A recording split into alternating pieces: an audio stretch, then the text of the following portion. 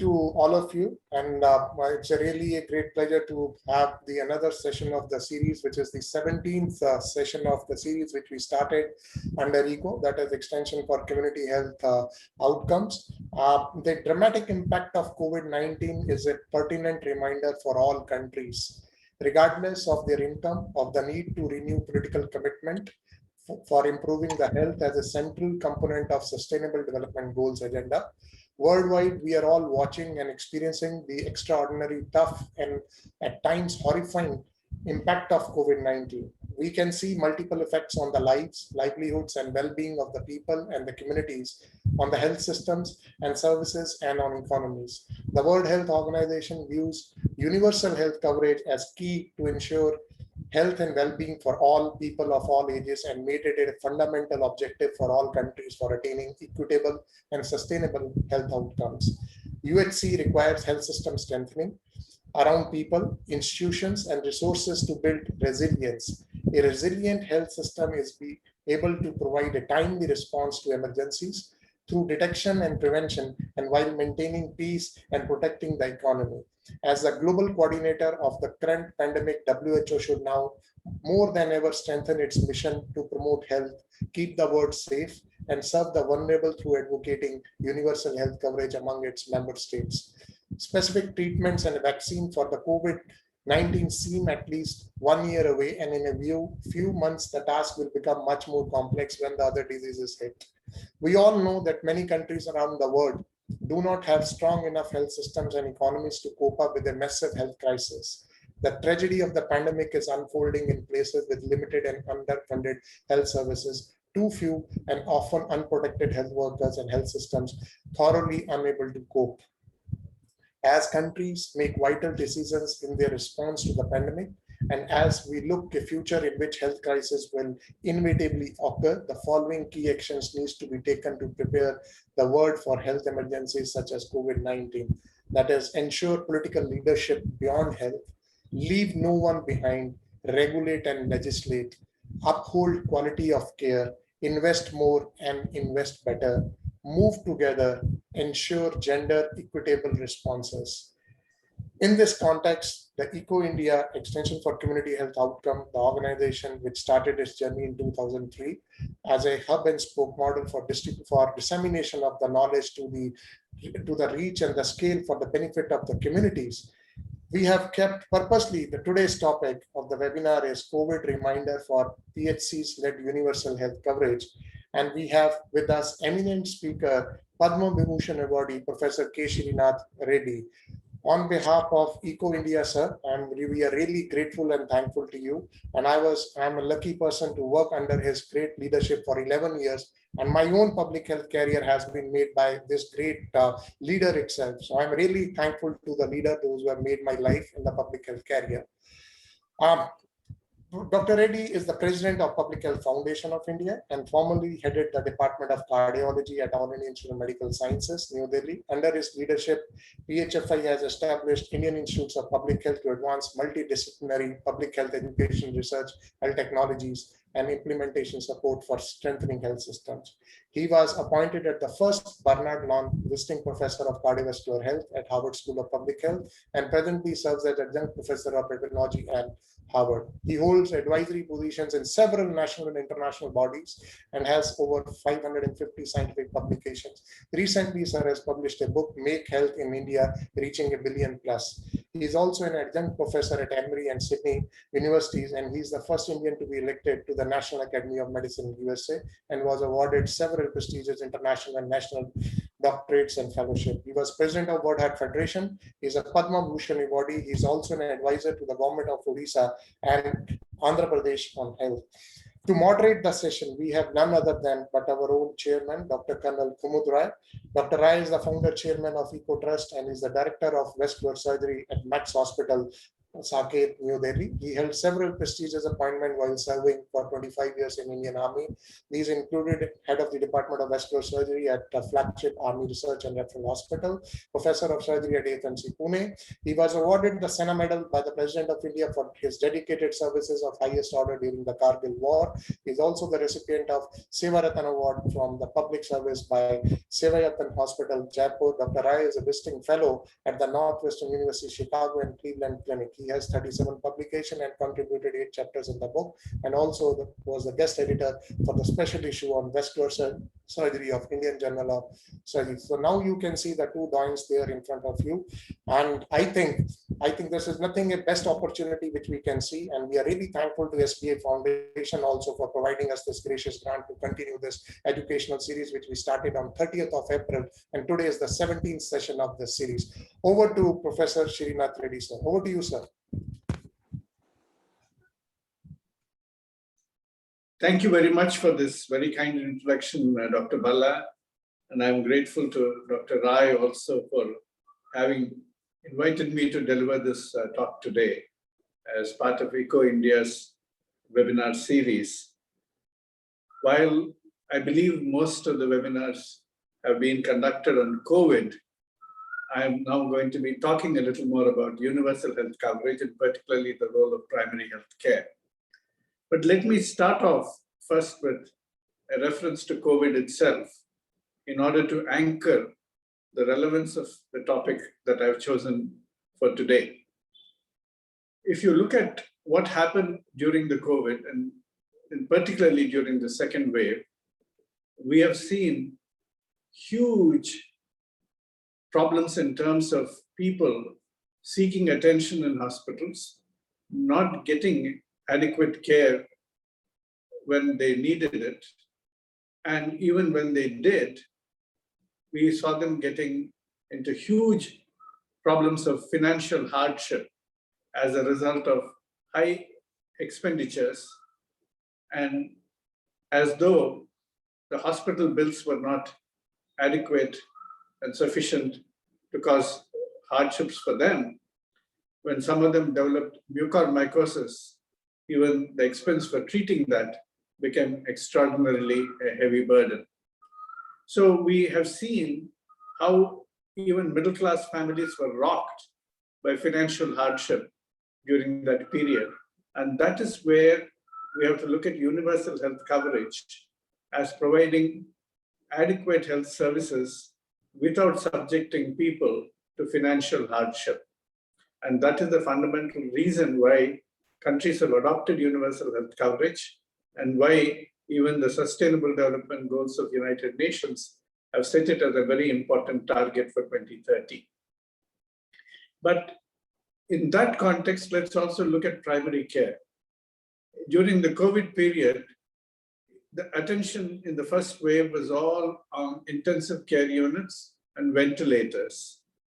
During the second wave, it went on to hospitals which had oxygen beds or did not have adequate amount of oxygen.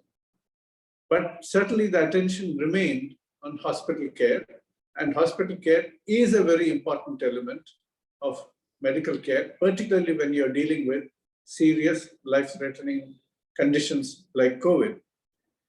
But see where primary healthcare comes in. If you really want to respond to the pandemic in an efficient manner, you need very early case detection.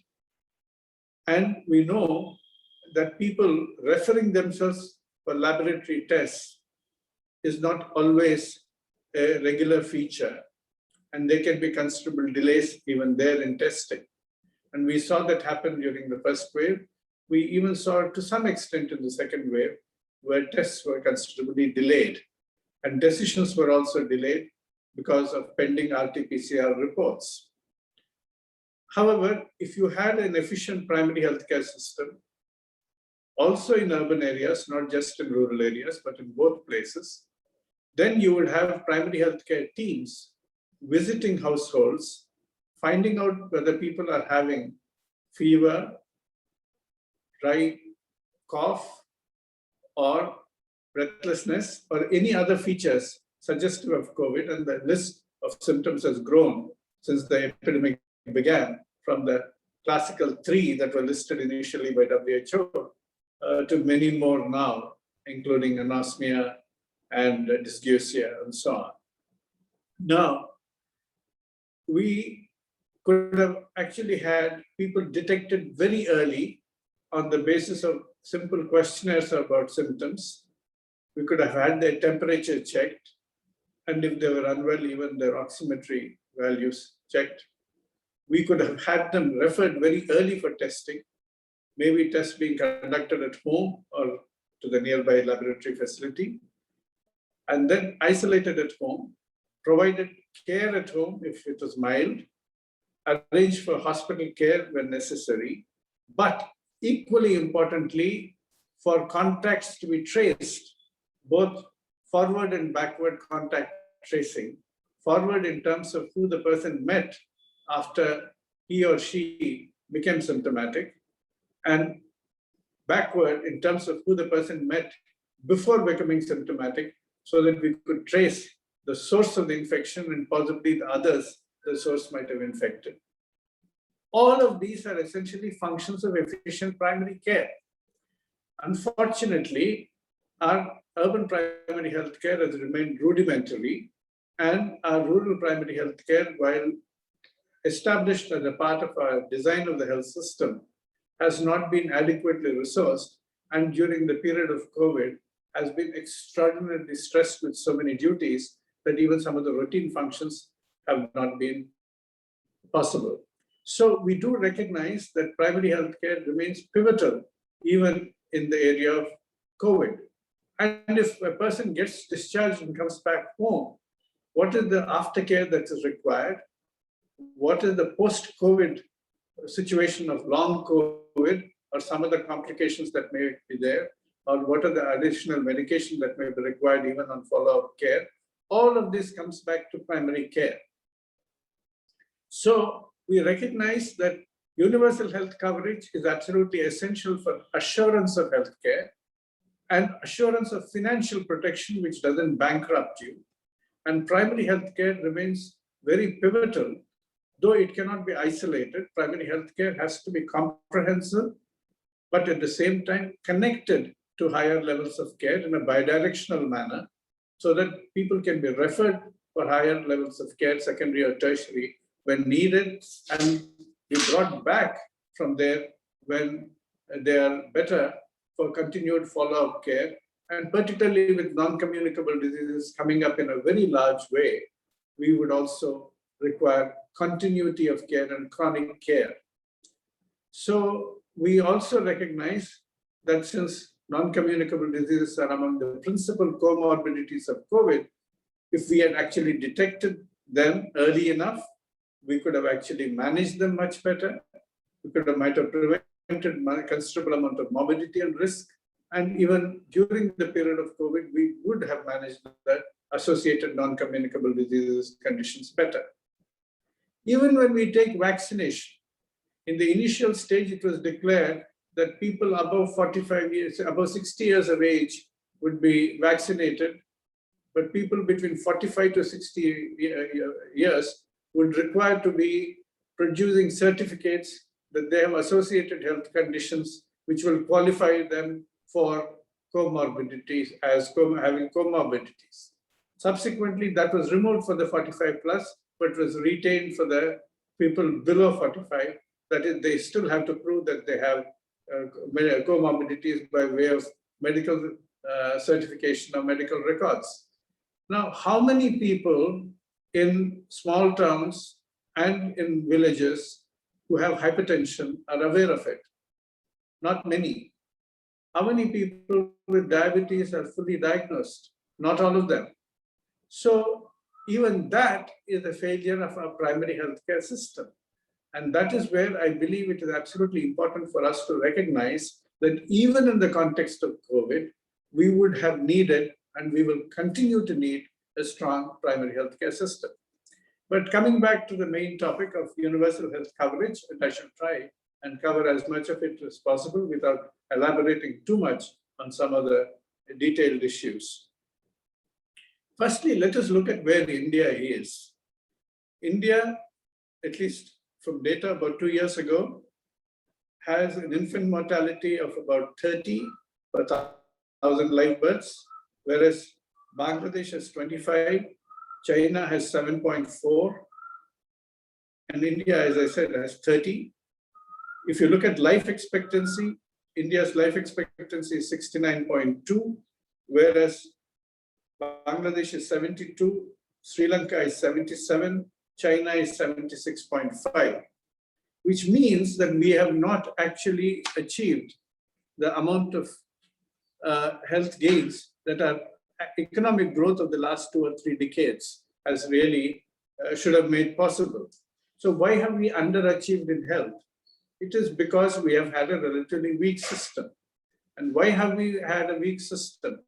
Not only because of the areas of planning and management, but also our investment in health itself has been extraordinarily low. If you look at government health expenditure as a fraction of total health expenditure, India's is 30%, Sri Lanka's is 56.1%, China's is 55.8%, now they're closer to 60%. These are the data of 2018.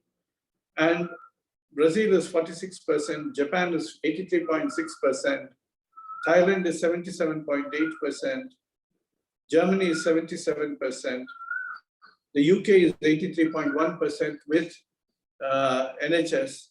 But surprise of surprise, the United States of America, which is the poster child for private healthcare, government health expenditure is 48.3% through Medicare, Medicaid, and other programs, veterans, and so on. And if you look at out-of-pocket expenditure, India's out-of-pocket expenditure is 62.4%, whereas in Thailand it's 11.9%, and in Sri Lanka it's 42%. And I can go on talking about other countries, but I shall not do that. But suffice it to say that in terms of out-of-pocket expenditure, we are in the league of 10 countries with the highest levels of out-of-pocket expenditure. And when I say India's out-of-pocket expenditure is now close to about 60%, or I believe the latest data suggests 58%. The WHO and the World Bank say that in order to achieve universal health coverage, ideally, your out-of-pocket expenditure should not exceed 15 to 20% of all health expenditure in the country. And even that should be largely incident on the well-off sections of the population. So we are far from universal health coverage, and we can see that in the health inequities that we are definitely seeing in the country on a regular basis. So now, if you're really looking at government health expenditure, and we look at what the percentage is of the total health expenditure, India ranks 176 out of 191 countries. And actually right now it's in the bottom 10 in that sense. So in terms of out-of-pocket expenditure, India ranks 182 out of 191 countries. That means in the list of 10 countries with the worst levels of out-of-pocket expenditure. So why do we need universal health coverage, which provides us access to healthcare, effectiveness of healthcare, affordability of healthcare, and equity in healthcare? The WHO has defined universal health coverage as when all people receive the quality health services they need without suffering financial hardship. The emphasis is on all quality health services and not suffering financial hardship. Now that seems a very tall order. Can any country achieve it overnight? Can everybody give as much of the health services as needed without suffering, without they're experiencing financial hardship? It is not always possible because your resources are finite, they're going to be limited. But we need to make the best use of our resources to provide the maximum coverage and maximum benefit as possible. And for that, the WHO has defined a cube with 3 dimensions. In that cube, you have one dimension, which is population coverage. What proportion of the population is covered? The second is service coverage. What proportion of the health services needed are covered in the service package, which is covered by the UHC scheme. And third is cost coverage. How much of financial protection is provided in terms of the overall health expenditure? How much is the out-of-pocket expenditure? Now, all 3 of these are important, but the perspectives of the societal stakeholders will differ. The politicians would be interested in population coverage because the more people they can cover, the more the grateful voters, and therefore, even if the service coverage is shallow, if they can say that I've covered 50% or 60%, that seems very good to them. The health professionals like doctors are much more interested in service coverage. They feel that their patient deserves the best. Therefore, whether it is a cardiac transplantation or renal dialysis, or whether it's a cochlear implant or anything else, why should not the patient get the best possible care? So they're interested in the best service package. Whereas the people who are actually health system managers or financial planners, the economists in the health ministry or the finance ministry, the economists and the civil servants who are managing the budgets, they would like to have, firstly, as much cost coverage as possible to reduce poverty. They don't like to see people becoming poor because of health coverage. So they would like to reduce both catastrophic health expenditure and out-of-pocket expenditure, but with fiscal prudence. They can't allow the health ministry's budget to make the overall budget totally lopsided, and they can't allow the budget to go bust.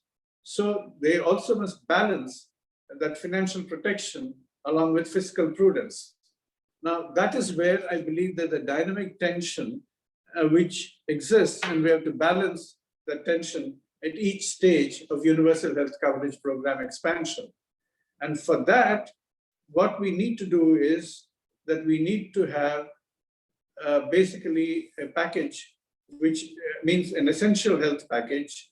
That essential health package covers at any given time what are the services provided under the UHC program. And we have to define that. And how do we define that? We do, firstly, the health needs assessment, but then within that, we do cost effectiveness analysis. What is the best health benefits we can get for different prioritized health conditions by the specific interventions we are choosing? How cost effective are they? But then there is also something called extended cost effectiveness analysis, which adds one more question. In addition to the health benefit, how much of financial protection will this this package provide? By including this particular treatment, are we also going to be saving the person from severe financial hardship? So conditions like, for example, cardiovascular treatment may appear to be costly, but if you're really looking at whether it's going to drive a person into poverty and you're going to prevent a lot of financial hardship, that might qualify to be included in the package.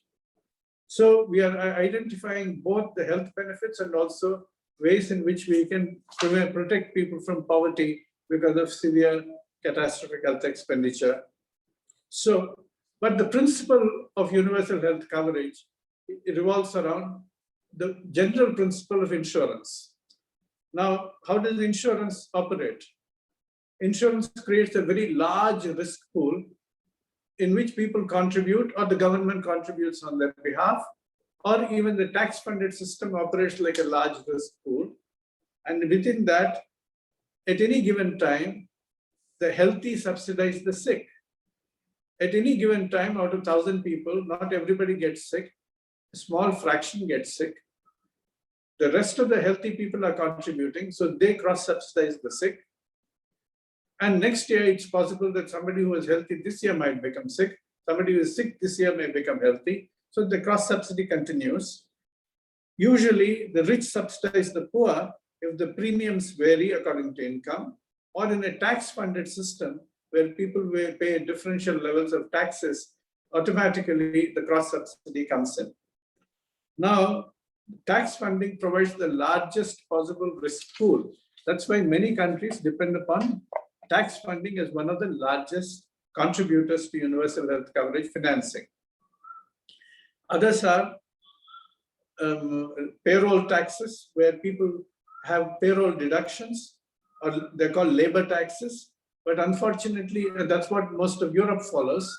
But unfortunately, in our country, about 90% are in the informal sector.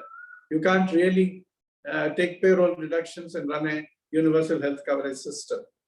Therefore, you get into a social health insurance system like RSBY, or now a funded system like Pradhan Mantri Jan Arogya Yojana, where the government is funding a social insurance scheme. So these are possible. And therefore, we can also supplement it with a number of other taxes like sin taxes, which are on tobacco, alcohol, and junk foods, like Philippines has been doing. And a substantial chunk of that money, of the additional revenues, is going into universal health coverage. But generally, economists have now agreed world over that general revenues are more likely to provide financially sustainable, efficient, and equitable health systems. Indeed, 8 leading economists wrote an article about 1.5 years ago saying that you can't depend upon payroll deductions. You have to have a tax-funded system as the main and financial anchor of universal health coverage in low and middle income countries. So you have to purchase the services. Who purchases? The government, through tax funding, social insurance, and all these measures that we have talked about. But employers also purchase services. Private individuals can purchase services through private insurance. But ultimately, efficiencies will be built in terms of purchase mechanisms if all of these or most of these can be combined into a single payer system, which can actually purchase quality services at relatively low cost.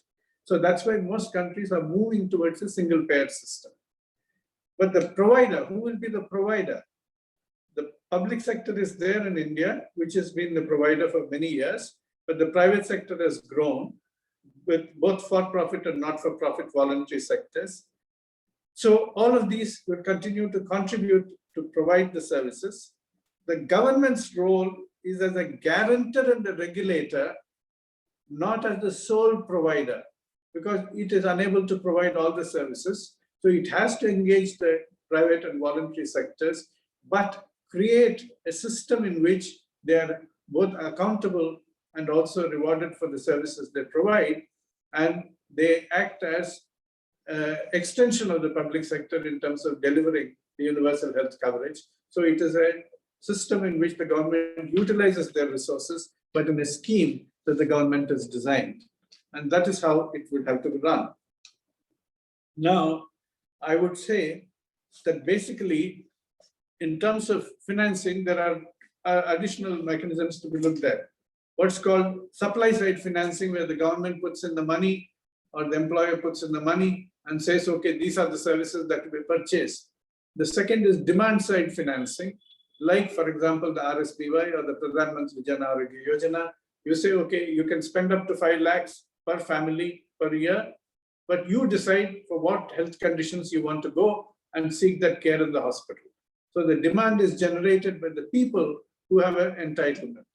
Now, that can work very well, but sometimes the package that is there doesn't cover all the things that are included in the demand, like we have seen in the COVID time. What was the PMJ package?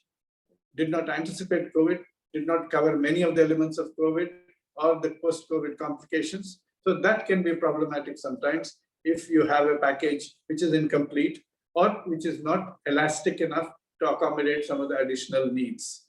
So that is where you may sometimes have to really look at the supply side financing, supplementing the demand side financing. Now, how should you pay the person who is actually providing the services? We are used to something called fee-for-service model, in which we say that we pay each person for each visit or each procedure that we have with a doctor, any consultation, any interaction. But that's a very inefficient system because there is an asymmetry of knowledge, and the doctor can decide that you must have more visits to the hospital, more procedures done, more hospital admissions, and therefore it can be a very a system loaded in favor of the doctor. And therefore, what is being suggested is a capitation fee model in which you actually pay the provider or the doctor or a hospital service for looking after a person for 1 year, this much. And you have 1,000 people, let us say, allocated, like for example, in the NHS trust. Now that person is responsible for looking after all the health needs of that person and referring also where necessary to advanced centers of care. And sometimes the system which is delivering the services has both primary, secondary, and tertiary services. But it is possible that they may cross the limit for each person if some of them become very sick. But since many others are underspending, that will easily be compensated. But the advantage of the system is because you want to save the money, you are going to spend much more on health promotion and disease prevention, early detection and early care in primary care so that you can avoid unnecessary complications which will take them to advanced care. You would rather detect hypertension and diabetes and manage them very well rather than have majority of them land up with heart attacks or needing renal transplantation or coronary bypass surgery. Where necessary, they'll have to go for those treatments, but most of the time and effort will be spent on detecting conditions and risk factors early and managing them well in primary care rather than loading them into tertiary care. So that is the advantage of the capitation fee model. And we have examples of that in different countries now. For example, in US, the Kaiser Permanente system follows that. The NHS system is virtually built around that model. We also have to have people deliver these services, and that is where we have great shortage of our health workforce. And I believe we have a doctor ratio of 1:1,511 instead of 1:1,000, shortage of nurses, 1:670 instead of 1:500. I can go on, but every single category of health workforce is quite short. Just to summarize, in the health workforce area, the WHO initially said at the time of the Millennium Development Goals that we need about 22.8 or 23 doctors, nurses, and midwives per 10,000 population in order to deliver the Millennium Development Goals. For delivering the Sustainable Development Goals, which is a much larger package of health services and includes universal health coverage, and particularly for delivering universal health coverage, they said you need 44.5 doctors, nurses, and midwives per 10,000 population. And we just have about 22.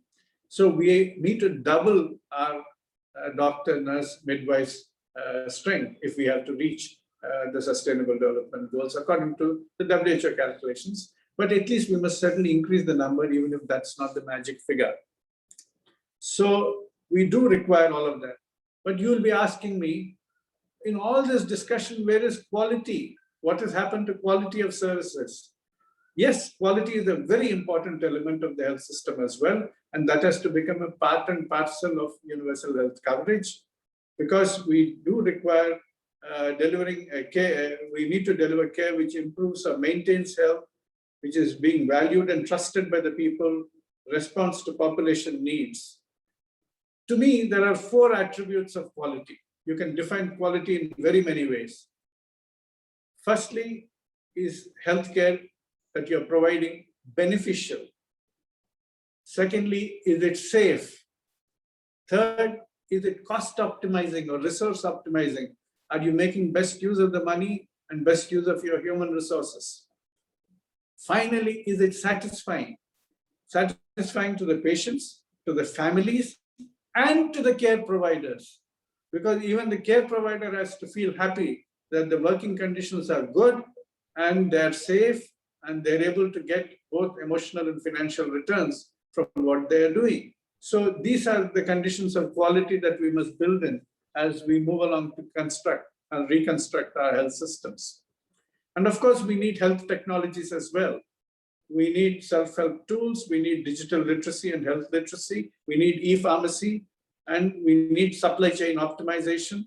In all of these areas, health technologies come in, and we have seen how telemedicine has come to stay in the COVID situation when it was previously considered illegal or not legitimate by the courts, but now it is considered one of the major preferred options of care for getting appropriate advice without having to undergo the inconvenience of travel. Now, how far are we, or how close are we to universal health coverage in this country? We have seen National Rural Health Mission come in and the Rashtriya Swasthya Bima Yojana come in around 2005, but the NRHM was, while well meant, was limited only to the MDG agenda of maternal and child health, a few infectious diseases, and nutritional deficiencies. It did not cover much of what is needed in terms of non-communicable diseases, mental health, and many other areas. Indeed, it was calculated that it was only addressing about less than 20%, about 17% of all the healthcare needs of the population. And the Rashtriya Swasthya Bima Yojana was providing coverage for hospitalized care, but very small amount, 30,000 rupees per year for a family of 5. And that was inadequate, and that did not cover outpatient costs, did not cover the cost of medicines, and therefore, while it might have served some purpose, it did not provide financial protection. How do we know that it did not provide financial protection? If you look at the National Sample Survey of 2004 and 2014, 7% of the people were pushed into poverty in 2004 because of unaffordable healthcare. 7% of the people were still pushed into poverty in 2014, despite all the central and state schemes because of healthcare expenditure. So they might have got some healthcare. Poor people who did not get it earlier were getting it in private hospitals, but that did not actually reduce poverty, which was one of the objectives of financial protection. So we needed something different. And in 2011, a committee chaired by me and constituted with the Planning Commission of India prepared a report on universal health coverage, in which we recommended adopting UHC as a national commitment and committing at least 2.5% of the GDP as public financing for health, and it was just about 1% at that time. Prioritize primary health care for financing and human resource development and deployment. Conduct a review of government-funded insurance schemes and merge the central and state schemes, and provide portability across the country, and provide essential drugs free of cost, because 70% of out-of-pocket expenditure is outpatient expenditure, and 70% of that is on medicines. So if you can provide at least essential medicines free of cost in public facilities, you will have a very early and a fairly substantial impact on out-of-pocket expenditure. And some states have started doing that, and that's helped. So that is one of the things that we recommended. Now, we said invest more in rural and urban primary healthcare services, strengthen subcenters with technology-enabled non-physician healthcare providers, convert static facilities into nearer-to-home outreach facilities, improve physical and IT connectivity between subcenters, PHC, CHCs, and strengthen district hospitals, improve referral and follow-up systems, promote integrated care through networks of providers, and enhance community participation and monitoring. Now, these did not really get implemented then, or very minimally so, for a variety of reasons. But by 2017, in the National Health Policy, this came to stay. Many of these features were incorporated, and now we are seeing in the Ayushman Bharat, both in terms of comprehensive primary health care by strengthening of sub-centers and primary healthcare centers into health and wellness centers, providing comprehensive, continuous, connected care, and also the Pradhan Mantri Jan Arogya Yojana, which is providing 5 lakhs per family for hospitalized care, though even that does not cover outpatient care. Still, these are definitely steps in the right direction for bringing in universal health coverage. So what we need is also the concept of equity.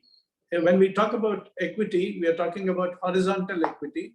That means in the universal health coverage package, everybody gets the same set of services. But we also may need supplementary services or additional resources for people who have serious health equity gaps, people who have been very vulnerable and have suffered as a population group much greater health equity gap. So you may have additional resources or additional services for them, and you need to balance both these dimensions of equity as you design your service package. So you need comprehensive care, you need chronic care along with acute care, you need continuity of care, you need connected care to other centers, and you need portability of care. So all of these are absolutely important, and you need to network both horizontally and vertically at each level of care and between levels of care, and try and use your public and private sector resources in a network which can actually function more efficiently rather than in a disconnected manner. And that is one of the lessons of COVID. You had to get your public hospitals into shape. You needed to get your private sector mobilized to partner you, and you could not keep them as separate islands. You needed those networks to know which is available where to refer where. All of these are absolutely important. Therefore, at the district level, at the state level, you need those networks to function. I will really conclude by saying that we now have the elements of potential universal health coverage, which has been brought in by the National Health Policy of 2017, the Pradhan Mantri Jan Arogya Yojana, as well as the comprehensive primary healthcare coming in a fairly big way. And I believe we do need to consolidate them. But one of the things that we need to do is to merge all the financing schemes, as many of them as possible, of central and state, so that we have portability also built in. Because if a person who is working, for example, in Haryana belongs to Odisha, then that person must feel secure in getting care, whether in Odisha or in Haryana. Or somebody was born in Chennai, educated in Hyderabad, or working in Delhi, Gurgaon, like me, must be able to get care wherever I am in India. So these are important elements, portability. Therefore, I believe merging some of the state and central schemes in a useful manner would also be very helpful. So what is the role of the government? The role of the government is provision, but through strengthened public sector and contracted private sector. Public financing from tax revenues with budget allocations which are increasing, which the recent budget has increased a bit, and the 15th Finance Commission has recommended more, plus social insurance, pooling for a single payer system to create the largest risk pool to get the best purchase for the money, strategic purchasing, that is monopsonic power, like the Tamil Nadu Medical Systems Corporation buys medicines directly and saves a lot of money while getting quality assurance. So that's the kind of thing that we need to do when we purchase services through the single payer system. And regulation of standards, quality, price, ethics, and education. We also need strong standards and regulatory mechanisms. Urban primary healthcare has been badly neglected. Urban health mission has not really taken off in a big way, and we have seen how that has actually cost us during COVID. Because if our urban primary healthcare systems were very strong in the very initial stages, even during the first wave, we could have detected more cases early, got them tested more early, got them isolated, and in the second wave, we could have prevented the rush to hospitals of many people who could have been treated at home. The failure of urban primary healthcare has been glaring in the COVID situation, and that is something that we must repair. Of course, the Mohalla clinics of Delhi have set up a model which is partly good. Still, a lot more improvements are needed, but we need to do a lot more about urban primary healthcare, even as we set out to improve our rural healthcare. So these are my comments in terms of why we need a strong universal health coverage system, which is based on the foundations of a very strong primary healthcare, both urban and rural. And we must move towards that if we are really going to be meeting the health needs during a future pandemic or between pandemics. We need to ensure that all routine health services and the national health programs are well delivered, even when there is no pandemic situation, and people can get the services they need with financial protection. But certainly to meet a pandemic situation like COVID, unless you have a strongly functioning primary healthcare system as the foundational basis, and with universal health coverage also tagged along to provide financial protection, you're going to see a fair amount of chaos and a fair amount of distress, again, being repeated in any future public health emergency. We should not let that happen. Thank you.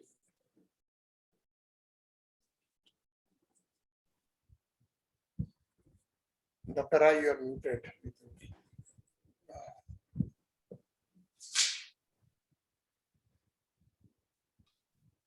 Thank you, Professor Reddy. That's the most comprehensive sort of lecture, if I can use that word, I have heard in 40 minutes on the what is the status of the primary health coverage in India, what ails it, and what can be done. And I think each word or each sentence that you have said was so impactful, so meaningful, that one needs to imbibe it, digest it, and work towards it. So please accept my compliments for the same. There are a couple of questions from the audience, but before that, I'll ask you a question. You did tell us the role of government spending in the healthcare. There is another aspect to it. What is the overall spend on healthcare as a percentage of GDP of the country? And my question is, I understand sometime back it was 1.1%. The figure may have gone up depending upon how you address that question. And I understand that in US it was somewhere around 18%. So clearly a nation which is spending 18% of its GDP on health is likely to do much better than a nation which is spending, say, 1.5 or 2.5%. So how should we address this? Because the government has its limitations. Of course, you've given us some wonderful solutions regarding the various schemes that can be brought out. But do you think this is possibly one of the fundamental ills that we have, that our overall spending on healthcare as a nation is abysmally low? Sir, firstly, the amount we are spending as a country is closer to 4%. Okay. Because it's about 3.8% to 4% at any given time. But what government spends, public financing, is about 1 to 1.2%. Though now they claim it, they've gone up to 1.4%. So that is where the problem comes in. If out of, the WHO says that ideally a country should spend at least 5 to 6% on health, and out of that, more than 50% at least should come from the government, in which case we are really talking about 3% being of the GDP coming from the government minimum, which is not happening. So at least 2.5% is a fairly modest ask. Now coming to what the US is doing, etc. US also is not getting the best out of its healthcare expenditure. In fact, countries which are spending less than US are getting much better returns for their health. In fact, other OECD countries are getting much better life expectancy and much better health indicators than the US because of large inequalities within the US society. But how, not only that we must spend a little more, we must have more allocative and utilization efficiencies also. And that is where you have countries like Sri Lanka and others where the overall health expenditure is not very high. But because they have spent a lot more on primary health care, or Thailand also spends a little more than us, but much less than many other countries, including China, their health indicators are very good because they are focused on primary health care. So even if your overall expenditure is rather low, and even if your government expenditure is not very high, whatever you're spending, if it is properly spent with a greater emphasis on primary health care, your returns on health gains are much higher.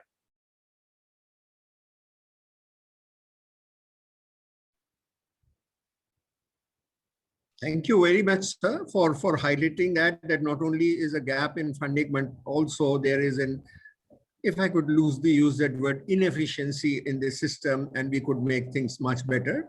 Thank you. And the next question is from Nisha and Nisha Pandey. And meanwhile, I'll ask the other participants in this symposium, in this webinar, to please ask your questions. We rarely get such a knowledgeable and erudite person as Professor Reddy today. So this is our chance to ask him some questions.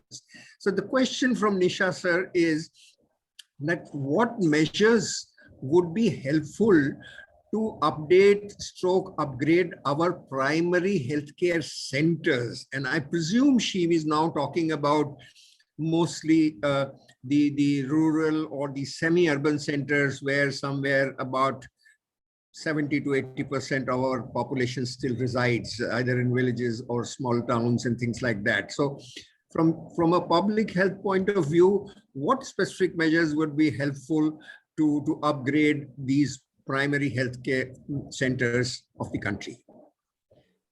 Sir, infrastructure is being improved, but can certainly do with greater improvement. And we need more sub-centers to be built as well, closer to home, so that people don't have to travel far distances. But the critical deficiency is that of the health workforce. And that is where we do require more people. Unfortunately, we will still not be able to produce enough doctors to go to rural areas. And at least even if we produce, they're likely to be maldistributed. Whereas 2/3 of India lives in the villages, 2/3 of our doctors, even more than 50% of our nurses, and even Ayush doctors, they're in urban areas.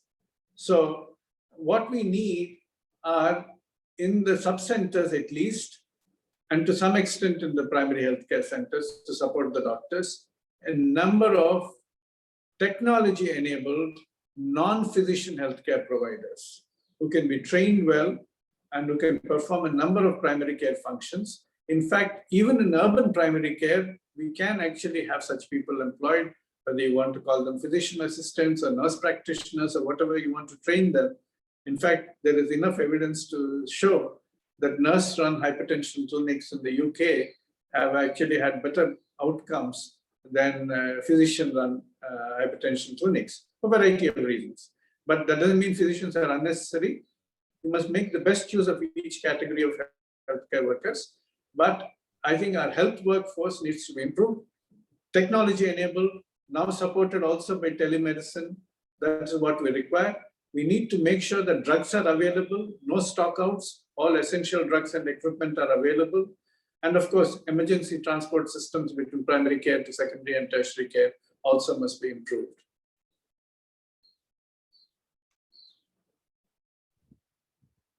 Thank you, sir. And a quick follow-up question on that is that why don't we also start training the existing local healthcare workers, or maybe get some volunteers, as you have suggested, from that area, and maybe skill them to a little bit. And as you said, now telemedicine or telementoring or video conferencing training has gradually been accepted in the last 15, 16 months during the COVID pandemic. And we could try it out. And do you think that would be of help? I hope, Nisha, I've asked the correct question on your behalf. Over to you, Dr. Reddy. I entirely agree, sir. We should utilize that, and with appropriate regulatory measures, of course. But I think we can train and we can use technology to bridge much of these gaps. I mean, unfortunately, what has happened is that even the medical profession has resisted this. I mean, neither would doctors go to the villages nor allow others to be inducted into delivering services. So we should get over that. And even the so-called community health assistance, the 3-year program that was mooted, that will be useful. in producing some of these mid-level healthcare providers and nurse practitioners too. But getting citizen volunteers also will be very helpful, like in COVID situation. I mean, many of these services can be provided by a high school student or even a college student who can be given limited amount of training. I mean, it's not a great job to go and administer a questionnaire to find out whether there are symptoms, to check the oximetry levels, and to even check the temperature if required and notify the primary healthcare team to come and do a testing. So I think we ought to mobilize many of our community-based resources. That's why I keep calling for people-partnered healthcare, public health and people-partnered primary healthcare. And the sort of natural question flows from this is that one of the solutions, of course, could be an executive order or a government order, and it has not been very palatable to the medical practitioners, allopathic ones at that, when the government has said that the Ayush doctors would be integrated in the mainstream. So that could very well be a solution from a public health point of view if they're really trained well, as you have said. Whether you decide 6 months or 1 year, you bring them to a certain level. And actually some hospitals and other people have started utilizing them. But that skew is what bothers me, and I'm sure as a doyen of public health bothers you too, that as you correctly said, even amongst the Ayush doctors, 80% of them are in urban areas, and therein lies the tragedy. So that could be a partial solution, that yes, we train the Ayush doctors, but I think as a nation, we need to think beyond that. Who else is willing to be trained? And probably those from within the community might be best, because they would not be, they are used to the atmosphere. They wouldn't be in a hurry to migrate to the areas outside it, unlike somebody who's kind of forced or coax scheduled into going into an area where he never wants to be, irrespective of whatever facilities you give him. I would agree, sir. The only thing is we have to be very careful about how we say, determine which are the kind of functions they can perform after what level of training and what are they cannot do. Because sometimes there can be problems in terms of twofold. One is not practicing what they were trained for, which is also an important element. They should also do Ayush service delivery, but doing more things than they have been trained for, which can be a problem. But interestingly, Thailand sorted out part of the problem, not only by having mandated rural service, but they trained all their nurses and the community health workers and all of them in the Thai language. And even part of their medical training is in the Thai language so that they don't easily migrate. But that's a different way of looking at it. But I think having local recruitment for the frontline health workers as well as the mid-level health workers is going to be very helpful, because they are more likely to stay there in the community. May I tell you, sir, that already on chat you're getting a lot of accolades for the ideas that you have given, and especially about the training of college students or school students in some limited areas for public health. There's a question about whether we can get a certificate for the sessions. The answer would be yes. And there was a question why Ms. Dinesh till when this can be filled. I couldn't get that, but probably that was a questionnaire. I think the questionnaire can be filled now. I think we are reaching the top of the hour, sir. So I would, on behalf of Echo India, thank you very much for this wonderful session on indeed a very complex topic, which you have tried to make it simple for all of us in these 40 minutes. And please accept the genuine appreciation on behalf of Echo India and all of us who have participated in this. I would finally leave it to Sandeep to propose a vote of thanks for you. Thank you, sir. Oh, 1 second. Sir, 1 second. Could you give us 2 minutes more, because Paromita has some more questions. Would you mind? Sure, no problem, sir. I'm fairly relaxed. I don't want to encroach at your time. There are 3 questions in the chat box. One is one of the doctor wants to know. I would like to know more about Delta Plus, because now you must have started. All of us have started knowing about the Delta Plus. There is a thing which is moving. So, what are your views, sir, on Delta Plus? Well, I think right now, we are not sure about what Delta plus will behave vis-a-vis Delta. It has acquired one more mutation, which it has got from the beta variant of the South African variant, the so-called K417N, which actually, if you look at the South African variant, the beta variant, that has not only greater infectivity compared to the original wild virus and the alpha variant, but more worryingly, it has greater power of vaccine evasion. Now, as far as Delta is concerned, Delta also has shown decreased vaccine efficacy, though it still provides a fair amount of protection. I don't think we should get disheartened about it.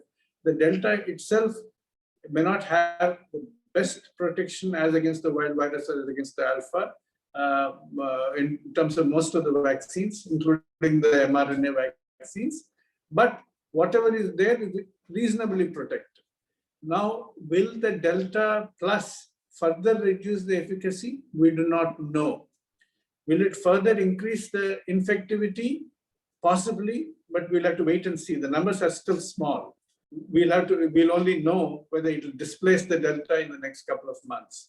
Is it more virulent? So far, there is no evidence. And in fact, we have generally seen that when the virus mutates to increase its infectivity, it doesn't increase the virulence. It actually sometimes even reduces the virulence. That is evolutionary biology.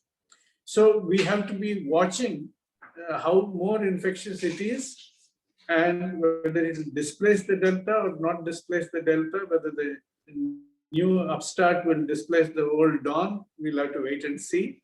And secondly, what the vaccine escape phenomenon would be, that also we'll have to test and see, and already tests are going on in the laboratory.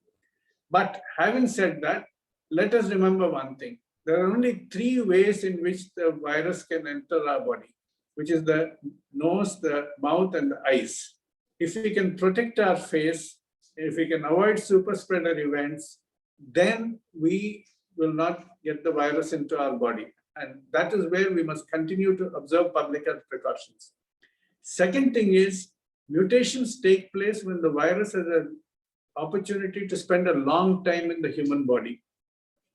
So if you're an immunosuppressed person, if you're an elderly person who is not having very good resistance, or an undernourished person not having good resistance, and then or a diabetic whose immunity also may be on the lower side compared to a non-diabetic, then the virus gets to stay longer in your body. If you're also on ventilator for a long time, the virus tends to stay longer time in your body. It has the luxury of time for mutations. So the important thing is we must vaccinate as fast as possible, particularly the vulnerable groups, because then with vaccination, even if you don't get 100% protection, even if you get 60% protection, you will still get good protection, even 80%, against serious disease and against death. So you may get a mild infection, but the mild infection will last short time. The virus doesn't get a chance to mutate further. So the important lesson is protect yourself. Do not allow the virus to enter your body. That is public health advisories. Secondly, vaccinate as fast as possible, focusing particularly on completing the vaccination for all vulnerable people, because they are the people who are more likely to have longer infection and produce more mutants. Yeah. Thank you, sir. I will take the last question, sir. If vaccinated person showing symptoms, he or she, for how many days they have to wait, do not get the positive, because few rumors are already there that if vaccinated person went for within 15 days, they got positive. Is it true, or what is your opinion on this? Well, the thing is, it is said that you get your best results of your vaccination about 2 weeks after your second shot, because the first shot gives you some immunity. It seems to grow over some weeks, but it is about 2 weeks after your second shot that you get the best possible immunity. But it is possible that you can still get infected even after 2 weeks, but with mild consequences. Remember, even the best of the mRNA vaccines are supposed to have 95% protection against severe COVID and death. They may not be able to protect you against all infection. They may not, some infection may still happen. Therefore, if somebody after 2 weeks after the second dose also gets a very mild infection for 2 days, they should not feel that the vaccine has failed. The vaccine has actually succeeded in protecting you from very severe disease. So we should not worry. The second element, of course, is that even tests can have both false positives and false negatives. So you may have to get tested again to see whether it was a true test or not a true test. But I think the important element is that the vaccines that we have are still protective even against the Delta variant from the point of view of severe disease and death, and we should not lose an opportunity to get it when it's our turn. Thank you, sir, for elaborating on this important topic today. I think the messages which you have, I have to summarize. Most importantly, the better governmental stewardship for creating strong and resilient health systems is required. A whole of government approach that must target all social determinants of health and emergency investment in healthcare research and innovation. Right now, health systems and universal health coverage are what will make the difference to each country's response to COVID-19.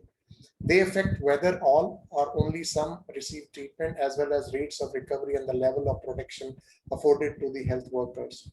The pandemic brings into sharp focus two core truths. First, the premise of UHC to ensure health for all without causing financial hardship, which is absolutely fundamental to make sure that everyone, no matter who they are, where they live, has access to free of charge testing and treatment they need for COVID-19. And secondly, the strong health systems are crucial in order to respond to the health crisis.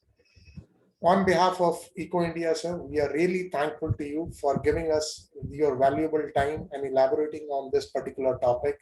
And on behalf of all members of my Eco India family, Eco Project at UNM also, it's really a great pleasure and honor to have you, sir, and work. And already you have elaborated in such a way that I think it's an eye opener for all of us and for a lot of governments also to know that where the real investments are needed and how we can strengthen our primary healthcare systems.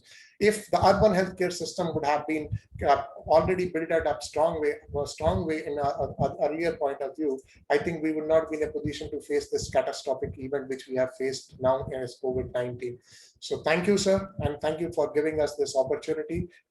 Stay safe and stay healthy, sir. Thank you. Thank you. Thank you. Thank you.